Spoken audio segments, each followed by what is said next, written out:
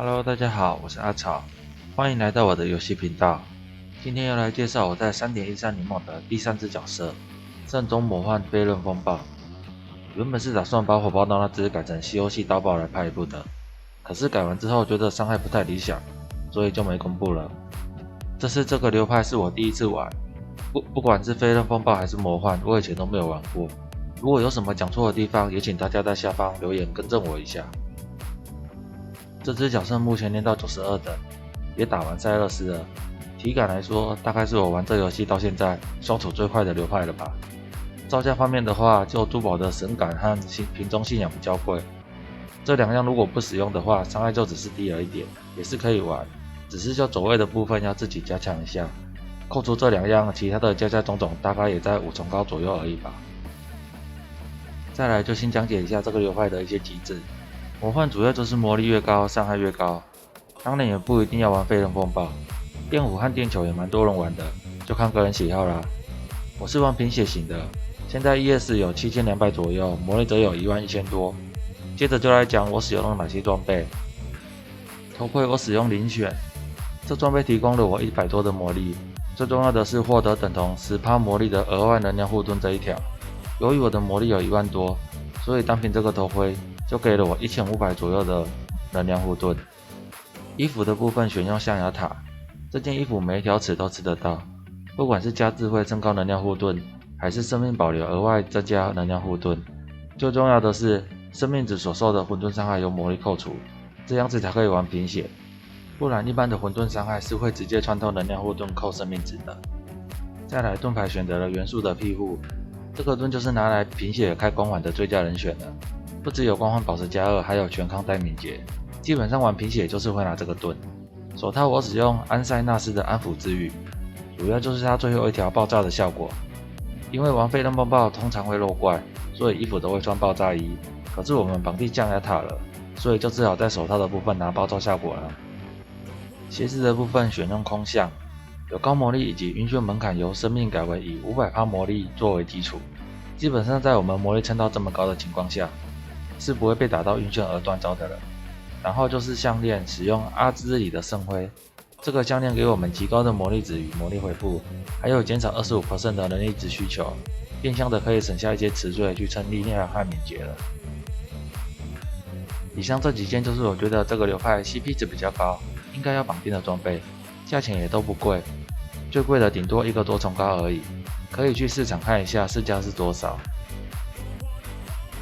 再来介绍一下武器的部分，主要就是撑魔力、法术伤害、法术暴击。我手上这一把是在劫道时拿到的，也没有刻意去做装备，伤害觉得还 OK， 就没有再换更好的了。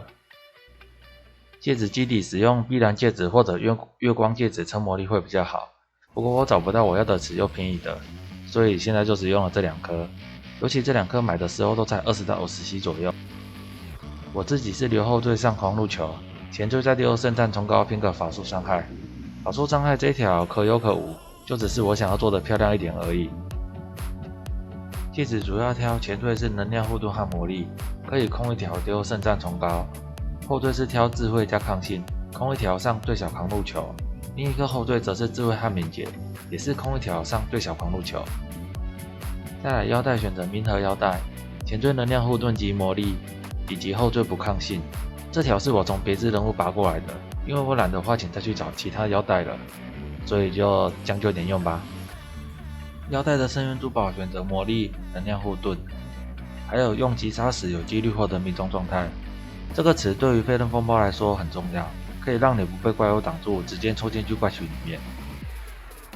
药水使用了泽力，这边要注意一下你的电抗要撑到3种抗性里面的最高，不然就3抗都维持一样，才能吃到穿透抗性的效果。第2品使用瓶中信仰，用来撑高伤害，替代品是石化药剂，可以拿来撑减伤。第3品使用是静瓮，拿猛攻以及增加暴击率的效果，替代品是真银药剂，也是拿猛攻效果。第4品选用宝钻药剂，词缀洗出解流血状态。第5品就是水银药剂了，词缀选择解冰冻。那以上就是我的装备和药水部分的解说了。再来讲解一下我使用了哪一些珠宝。这个流派我使用了2组巨型星团珠宝，并没有使用中型星团珠宝，然后再塞4颗小型的星团珠宝。2颗巨型星团珠宝主要选的是灵光乍现和风暴狂影。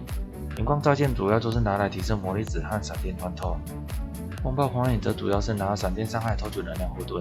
这一条还蛮重要的，如果没有偷取能量护盾的话，很容易就会暴毙。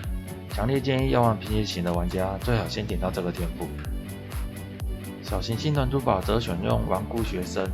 主要就是拿未保留的魔力去换护甲。这边可以看到我的护甲只有9000多，再加上升华拿的4颗耐力球，让我的物理减伤有59%左右。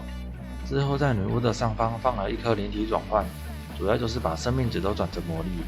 然后也用了1颗看守之眼。此罪选用被轻信影响时获得等同魔力值的额外能量护盾，这个词就是和头盔的那一条一样，可以给我们很多的能量护盾。这一颗好像也才买1重高左右而已。再来介绍一下激进的信仰，此选用神族感化这一条，可以让大天赋变成内观信念，配合升华了的4颗暴击球，就等于拥有12%的更多法术伤害。下面的词则选抗性、范围伤害、元素伤害都可以。然后再来讲一下放神感的地方，位置在起始点的右下角左右。这一颗珠宝就给了我这一大堆的能力，不过现在1颗要10几重高，就请大家依自己的财力决定要不要使用吧。如果不用的话，就是选择能量护盾、魔力、法术暴击伤害加成与痊愈暴击加成的珠宝。接着再来讲一下升华的顺序，我是先点右边的力量定罪，拿4颗耐力球与4颗暴击球，这在前期通关的时候非常的实用。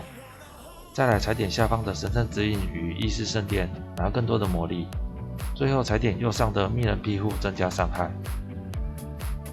由于这次拓荒我是使用我以前从没用过的拓荒的方法，觉得不适合当做心得推荐给大家，所以就没有拍进影片了。不过主要就是拿闪电宝石加1的法杖，使用电弧就这样打到主线结束而已。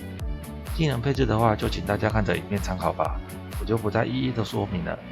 平常打图时我会把密人披风卡着，因为我不想让自己的手那么的忙。那以上就是这部影片的内容啦。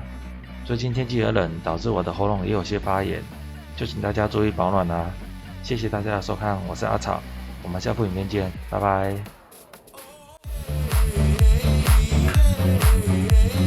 Yeah.